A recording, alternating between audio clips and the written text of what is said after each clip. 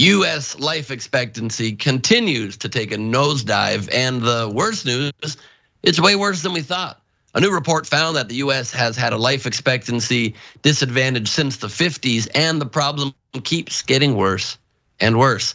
The study published Thursday in the American Journal of Public Health also shows more than 50 countries have surpassed the US in life expectancy since the 1930s, and a handful of states may be partly responsible. Surprise, surprise, surprise.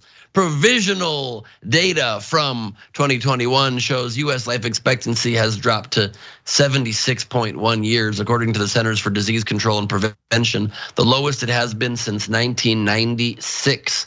And it's not just health and food choices and factors we can control. Apparently, it may be heavily influenced by systemic issues, which of course makes total sense. And some states are, like I said, way worse than others, which of course also makes total sense. Northeastern and Western states experienced the fastest growth in life expectancy, Wolf said, while South, Central, and Midwestern states saw the slowest growth.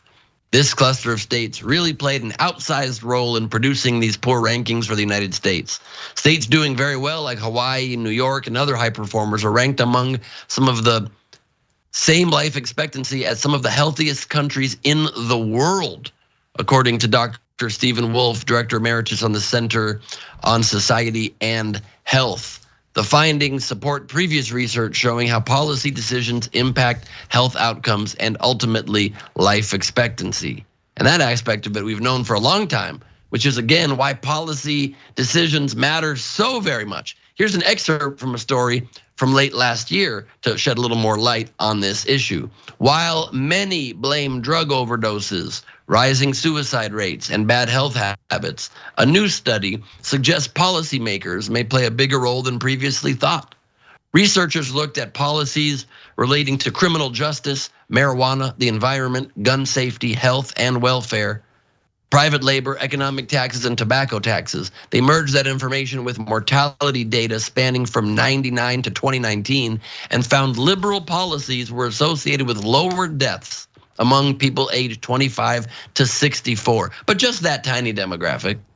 The analysis revealed changing state policies to fully liberal could have saved more than 171,000 lives in 2019 alone, while changing them to fully conservative may have cost over 217,000 lives.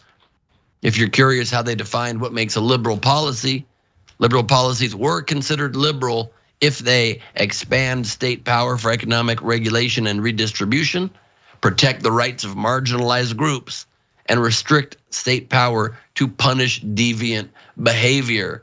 We can mince words on the phrase deviant behavior being the way they define that, but how could anyone, and I fully agree with protecting the rights of marginalized groups being how you define liberal in a large way, and to be not in that group, to literally have the opinion in this world that we should not protect the rights, but rather endanger them, take them away, restrict them, of people who are marginalized and have less power than you do, is so insane and is what half the country thinks is appropriate to do as a public policy. It's disgusting and shameful, but that's just me. Cenk? No, as it turns out, it's not just you. Researchers are telling you that like you're playing with your life, you vote for Republicans. So at this point, it's a statistical fact. If the whole country was blue states, we'd save about 400,000 lives. That's amazing. That's amazing, okay? So look, and the facts are not partisan. So I'll show you some where conservatives are right, okay? So here, in fact, I'll show you one where it's kind of a draw / liberal policy is not working. They found lower drug overdose deaths were linked to states with liberal environmental policies. Oh, that's interesting. So hard to see why that connection exists, but it apparently does. And conservative criminal justice policies. So look, when you look at it from a partisan lens, you want this to be like, hey, our side is good, their side is bad, all of our policies are good, all their policies are bad. But this is science, so it doesn't really work that way. So they looked at it and they said, actually, conservative criminal justice policies lower drug deaths. They do. So if you like the study overall, You got to accept that as well as the news that you like. Now, where this one was a little surprising, the research showed that there was little to no association between drug deaths basically and opioid regulation and harm mitigation policies. Now those are generally more liberal left-wing policies, and you would think that they would work, harm mitigation and opioid regulation. I'm in favor of those, but apparently they did not have much of an effect on lowering mortality rates due to drug overdose. So I'm giving you that context so that you understand the giant percentage of the data came in saying conservative policies are hurtful and they cost us years of our lives. And so there's more to the list than Ben read you. There's also gun safety and suicide mortality among men. So in other words, if you have more gun control, less people die. You have less gun control, more people die. That one's the most logical one of all time, right? Like, oh, we gave guns to everybody, and turns out some people are mentally not well, and they shot people, and they shot themselves, and so more people died. Of course, but if you listen to Ben's point earlier, you tell right wingers that they're like, oh no way, man. With guns, less people will shoot themselves. That just doesn't make any sense at all, and it's not backed up by any data. And then labor policies and alcohol-induced mortality. So that like if you have.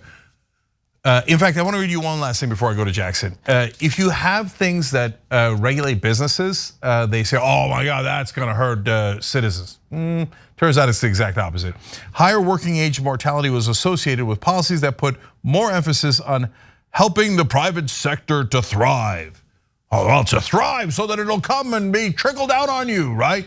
They're like, nope, wrong. Actually makes your life shorter. And by the way, there's also a very logical reason for that too, because if you take away regulations, there's less safety. There's less safety for the workers. There's less safety for the consumers. For example, Big Pork doesn't want regulations that prevent more feces and hair going in their products. But that stuff gets you sick and kills a certain percentage of people and kills them quicker. It's one of thousands of examples, let alone the one we did earlier in the program where apparently DuPont and some other chemical companies put in super dangerous chemicals into our daily lives, and they knew that they were super dangerous, and they did it anyway. So if you let them, yes, they will harm the citizens to make a buck. These things are kind of obvious. Now they're backed up by the data. Some of the conclusions are not necessarily obvious, but it's interesting either way. And people's feelings will prevent them from acknowledging things that are true, and they'll keep voting for Republicans so they feel better in their shorter lives. Okay. I think this really reflects the impact of culture and how it ripples through and touches everything within society. And our culture, largely in America, is fast success and cheap opulence and entertainment. And so you see how that's touched absolutely everything. Our education system that doesn't prepare people for the modern or future job market, that's broken up from being in a single place for decades to working here and working there at the same time for a couple of years, then jumping. You look at our healthcare system. There's a huge focus on the medicine that we have, but in this country, pharmaceutical companies are able to just jack up the prices because they're trying to make money really fast. And look at the impact that that's had on people's health. You look at even our education. Another thing about our education system, how much it keeps going up. What are people paying for? All the facilities that are on campus. So, this pretty much anything you look at, our infrastructure. Look at what happened at Katrina. How long did New Orleans know that those levees were weak? Nothing happened. Our infrastructure continuously gets a grade of D or D minus. So this ripples through absolutely everything in society to the point that we're really not effectively competing with the rest of the developed world. So we have a long way to go, but so much of this is just the impact of our culture, shipping jobs overseas, manufacturing. It's touched absolutely every area of society. And unsurprisingly, we're living shorter. Hey, I wanted to say one more quick thing on this. So, the mainstream media, they're really corporate media, and they want to lull you into a false sense of complacency because right now we live under corporate rule, and they love that, and so they become basically the marketing arm of corporate rule. So they don't want you to get concerned. Hence, you always hear in the media, "We're number one. We're number one." Whether it's right-wing media or mainstream media, they're both two arms of corporate media. But it turns out on life expectancy, we're number 57. that doesn't play as well. Because if you knew that we're number 57 and that we're behind Albania, which is a fact, then you might be upset and want to change things. But if you think we're number one when we're not even close to number one on all these things, like how long we live, that's pretty freaking relevant, whether we're alive or we're dead. Number 57 doesn't play as well. Everybody go back to sleep. We're gonna pretend we're number one. There's two slogans the Republican Party could implement, Cenk, I think, to solve this problem. They should just own the truth and say everywhere, we're number one, asterisk, after Albania. We're first after Albania. Or just a very honest Republican Party slogan, life. It could be short but sweet. Thanks for watching The Young Turks, really appreciate it. Another way to show support is through YouTube memberships.